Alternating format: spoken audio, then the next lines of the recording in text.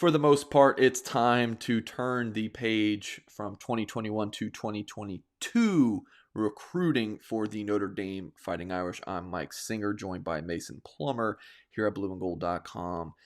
Kind of just discuss most important position for Notre Dame recruiting in the 2022 class, with the exception of quarterback, because that's obviously most of it. You always want to get the quarterback position right.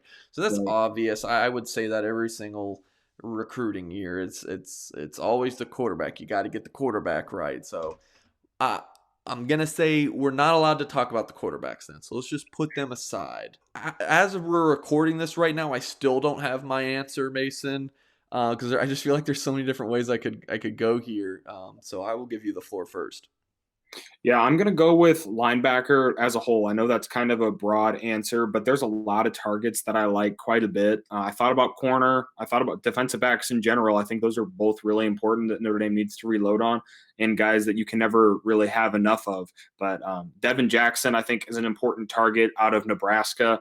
Sebastian Cheeks that we mentioned. He's a stud, man. I really think Notre Dame has a great chance with him. I know you put in a future cast for Cheeks already. I'm just about there. Teveru Tafiti is a guy that I talk to regularly from Hawaii. And then Robbie Snelling is a guy I talk to a lot.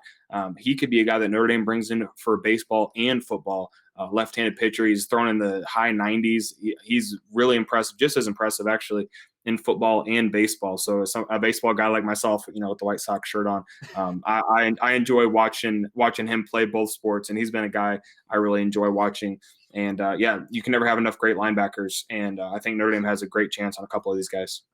Yeah, I mean, especially Marcus Freeman coming in can make Right. a strong impact right away, and maybe offering other guys. I'm sure he's Notre Dame's not done offering class of 2022 linebackers. Of course, they have Nolan Ziegler committed, at the rover position, but I don't know what at this point as we're recording this what the status of that position is, or Marcus Freeman's running a three-man front at Cincinnati, and what these kind of positions look like moving forward will be interesting. But as I mentioned, Ziegler, might as well add that he's 100% locked in with Notre Dame. They're going to have to kick him Yeah. out for him not to sign with Notre Dame. So mine, so I guess kind of the thing you look at is where's Notre Dame lacking to beat Alabama, to beat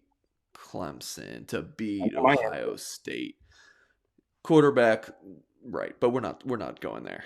That's a lot going. I think we're on the same page here. I'm curious to see. Go for it. I'm receiver. I was thinking about, but man, I mean Notre Dame the receiver position this season was up and down. You had some dudes getting injured. Skowronek and McKinley and Avery Davis played their hearts out, but just not national championship caliber players. So I think it's on the perimeter. I think in the box, like in the trenches, I think Notre Dame stacks up with anybody. I mean, that offensive line, the young running backs, the tight ends, and then on the other side of the ball, I mean, Mike Elston's defensive line recruiting, the linebackers that Notre Dame has. So I think you got to look on the edges. Um, I mean, receiver. I mean, if you look at Notre Dame's 2020 recruiting class at that position, Jay Brunell, a solid possession guy with some great speed too. Xavier Watts, a big time talent. Jordan Johnson, the 5-star that everyone was whining about that he didn't play. Maybe we'll see him more this season. The 2021 class, Lorenzo Styles, your headliner. I think we will see him as a true freshman. Jaden Thomas, a 4-star player, and Deion Colsey, kind of 1A, 1B headliner with style. So I think the receiver position's pretty well stocked. So I think you got to look in the secondary. And Notre Dame signed a very good defensive back class. Is it national championship caliber in this 2021 cycle we just wrapped up for Notre Dame? I don't know. I mean, Philip Riley's a solid player. Love Kari G. I think Ryan Barnes could be the sleeper in the 2021 class as a freshman, kind of similar to Clarence Lewis. But I just think that you still need to go with defensive back for my most important position. So a key recruiting cycle for Mike Mickens and Marcus Freeman. You know, those two guys have known each other for such a long time. They went to high school together. And then you're going to have a new safeties coach with Terry Joseph out. So I just think if you're going to allow me to combine the secondary, especially with college football being so pass heavy, I'm going to say your defensive backs in general as most important.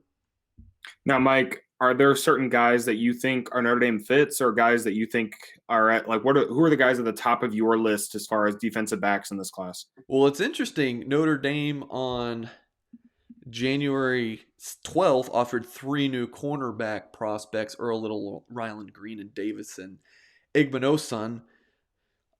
Before then, I was writing a recruiting mailbag article, and someone asked me, Mike, what position do you feel like Notre Dame is most behind on right now? And it was defensive back recruiting. Like they've offered a handful of guys, but there's not really anyone off the top of my head that I could point at and be like, yeah, they're like in really good position for this guy.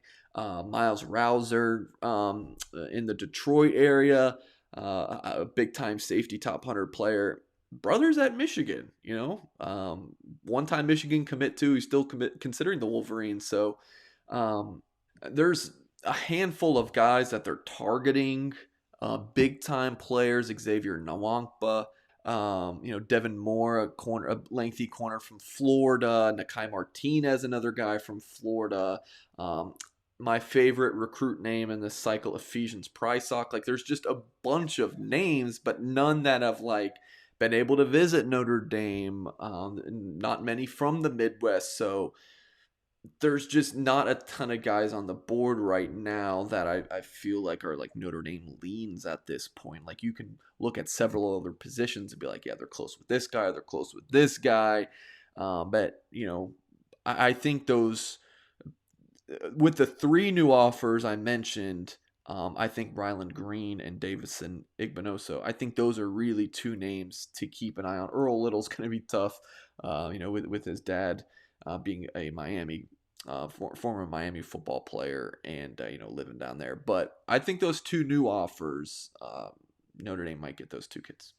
Well, we appreciate you guys watching this video. Make sure to like the video, subscribe to our YouTube channel for more Notre Dame Fighting Irish football coverage.